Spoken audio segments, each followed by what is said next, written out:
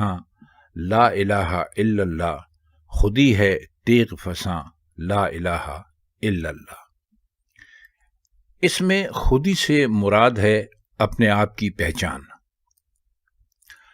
سر نہا کا مطلب ہے چھپا ہوا راز، اور تیغ فساں کا مطلب ہے تلوار کی دھار تیز کرنے والا آلہ۔ آپ نے دیکھا ہوگا کہ اکثر بیشتر چاقو یا چھریاں وغیرہ بھی جو تیز کرتے ہیں تو وہ ایک آلہ ہوتا ہے جو عموماً جس پہ ایک پتھر لگا ہوا ہوتا ہے، اور اس پتھر پر وہ تیزی سے گھومتا ہے، تو اس پہ کسی بھی چیز کو، لوہے کی چیز کو رکھتے ہیں تو اس کی ایک دھار بن جاتی ہے۔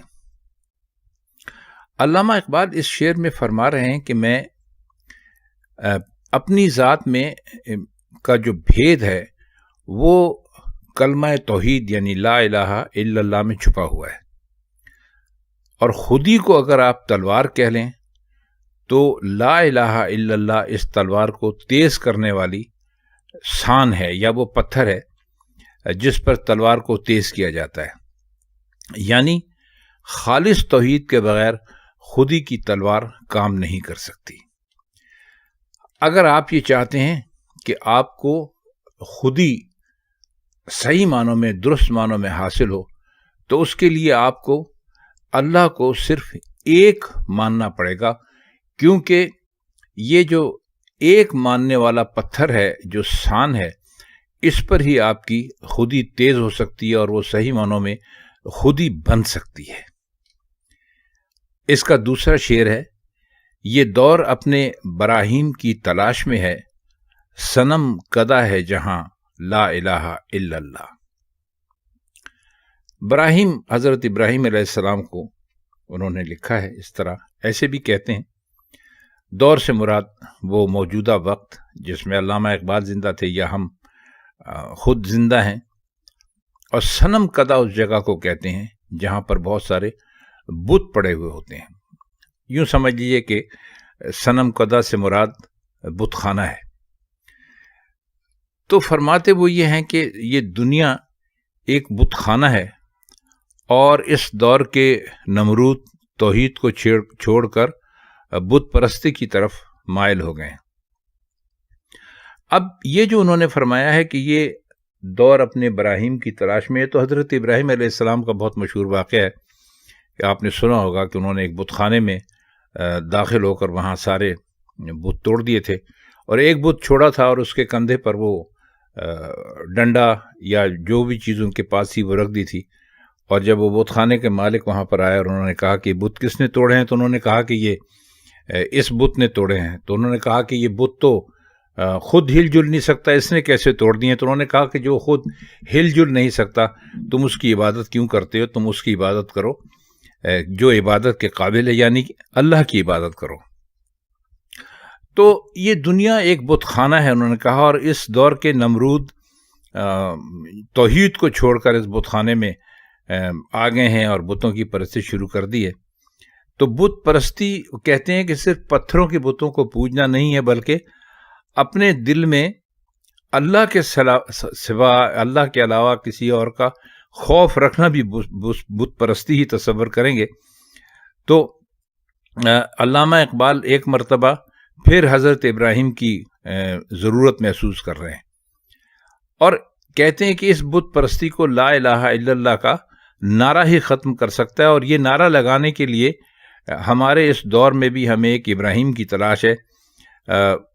ایک ابراہیم تو خیر نہیں آئیں گے، لیکن ابراہیم جیسے کوئی مرد حق اور سچی بات کہنے والے آدمی کی تلاش ہے کہ وہ آئے اور اس جہان کو جو بت کدہ بن گیا ہے اس کو آ کر توحید سے خالص کر دے۔ بہت اعلیٰ شعر ہے۔ اگلا شعر اس کا ہے، کیا ہے تو نے متاع غرور کا سودا، فریب سود و زیاں لا الہ الا اللہ۔ متاع کا مطلب ہوتا ہے دولت، وہ کوئی قیمتی چیز جو آپ کے پاس موجود ہو، اور اس میں دوسرا لفظ ہے سود و زیاں۔ سود کا مطلب ہوتا ہے فائدہ، اور زیاں کا مطلب ہوتا ہے نقصان۔ تو علامہ اقبال فرماتے ہیں کہ مسلمانوں سے مخاطب ہیں کہ اے مسلمانوں، تم نے اپنا دل اس دنیا میں لگا لیا ہے اور تمہیں تو توحید کا علم بردار ہونا چاہیے تھا اور دنیا کی دولت کو قدموں کی ٹھوکر پہ رکھنا چاہیے تھا، لیکن تم نے وہ سودا کر لیا ہے جس میں صرف خسارہ ہے، زیاں ہے، اور جو فریب ہے، دھوکہ ہے، اور تم نفع اور نقصان کے چکر میں پھنس گئے ہو۔ اس چکر سے باہر آؤ اور لا الہ الا اللہ کا نعرہ لگاؤ، کیونکہ اس فریب اور دھوکے سے نکلنے کے لیے لا الہ الا اللہ ہی تمہارے کام آ سکتا ہے، اس کے علاوہ کچھ بھی تمہارے کام نہیں آئے گا۔ شعر ہے، یہ مال و دولت دنیا، یہ رشتہ و پیوند، بتانے وہم و گما، لا الہ الا اللہ۔ اس میں کوئی مشکل لفظ ہے نہیں۔ پیوند کا مطلب بھی ہوتا ہے جڑا ہوا ہونا، وہ بھی رشتہ ہی آپ سمجھ لیجئے۔ بتان بت کی جمع ہے، اور وہم و گمان کا مطلب ہے کہیں ایسا نہ ہو جائے، کہیں ویسا نہ ہو جائے۔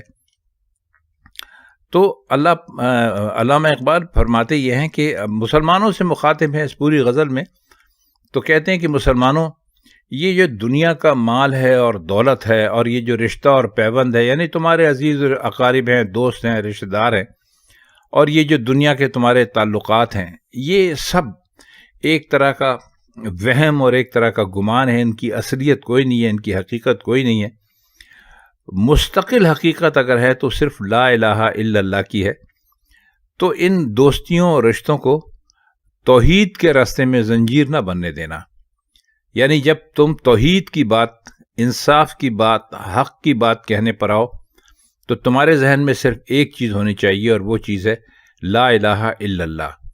اور یہ جو باقی دنیا میں تمہارے رشتہ دار ہیں، یا تمہارے پاس دولت ہے، جائیداد ہے، نام ہے، کچھ بھی ہے، یہ سب بیکار ہے۔ اگر تمہارے کام آنے والی کوئی چیز ہے تو وہ صرف اور صرف لا الہ الا اللہ ہے۔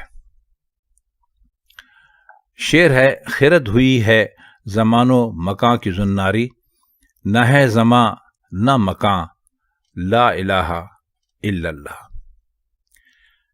خرد کا مطلب ہوتا ہے عقل، جبکہ زناری اصل میں اس سے مراد یہ ہے کہ برہمن جو ہیں وہ ایک مخصوص طریقے کا دھاگا ہوتا ہے جو اپنے کندھے سے ان کے پیٹ تک ہوتا ہے۔ تو ظاہر ہے کہ برہمن مسلمان نہیں ہوتے، تو ان کا وہ مخصوص دھاگے کی جو انہوں نے مثال دی ہے، اس کا مطلب ہے کافر ہو جانا۔ تو اقبال فرماتے ہیں کہ انسانی عقل نے تو زمین اور مکان، یعنی دنیا کے جتنے بھی لوازمات ہیں، ان کا زنار پہن رکھا ہے، اور اسی کا پجاری ہو کر رہ گیا ہے۔ اس لیے ہم غیر اسلامی کام کرتے ہیں۔ حالانکہ اگر غور سے دیکھا جائے تو یہ زمان اور یہ مکان، جیسے کہ اس سے پہلے والے شعر میں بیان ہو چکا ہے، سب عارضی ہیں، اور ایک روز ان سب کو ختم ہو جانا ہے، فنا ہو جانا ہے۔ اس زمان کی کوئی اصل ہے نہ کوئی حقیقت ہے، اور اصل حیات تو آخرت کی ہے۔